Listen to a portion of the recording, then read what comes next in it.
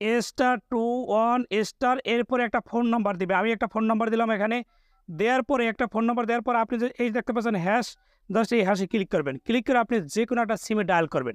এখন কথা হলো এই কোডটা আপনি কেন ডায়াল করবেন? কি এর কাজটা কি? অর্থাৎ আপনার প্রিয়জনের ফোনে কে কল দেয়, কোন নাম্বার থেকে কল আসে, আপনার ফোনেও কিন্তু সেই কলটা আসবে। অর্থাৎ একটা কল ২টা ফোনে যাবে। আপনার প্রিয়জনের ফোনেও যাবে, আপনার ফোনেও যাবে। অর্থাৎ এই কাজটা কিন্তু আপনার প্রিয়জনের ফোনে জাস্ট এরকম ডায়াল দিয়ে আপনার নাম্বার আপনি বসিয়ে দিবেন। বসার পরে যেকোনো একটা সিম আপনি ডায়াল দেবেন। দেওয়ার পর দেখবেন যে একটা অপশন কিন্তু আপনার পরে কিন্তু চালু হয়ে যাবে। অর্থাৎ তারপরে কিন্তু চালু হয়ে যাবে। দেখেন একটা মেসেজ কিন্তু চলে আসে, দেখতে পাচ্ছেন? এখানে লেখা দেখেন call forwarding registration was successful. এখন এটা কাজটা যদি আপনি বন্ধ করতে চান, আমার মোবাইল ফোনে ডায়াল পরে চলে যাবেন। যাওয়ার পরে #21# দিয়ে জাস্ট ওই একই সিমে আপনি ডায়াল দেবেন। দেওয়ার সাথে সাথে দেখবেন যে অপশনটা চালু হয়ে গেছিলো, ওই অপশন দেখেন অটোমেটিকও কিন্তু দেখেন সার্ভিস হ্যাজ বিন ডিসেবলড হয়ে গেছে। অর্থাৎ কিন্তু কল ফরওয়ার্ডিং কিন্তু বন্ধ হয়ে গেছে। এই কাজটা আপনার চাইলে কিন্তু করে নিতে পারেন।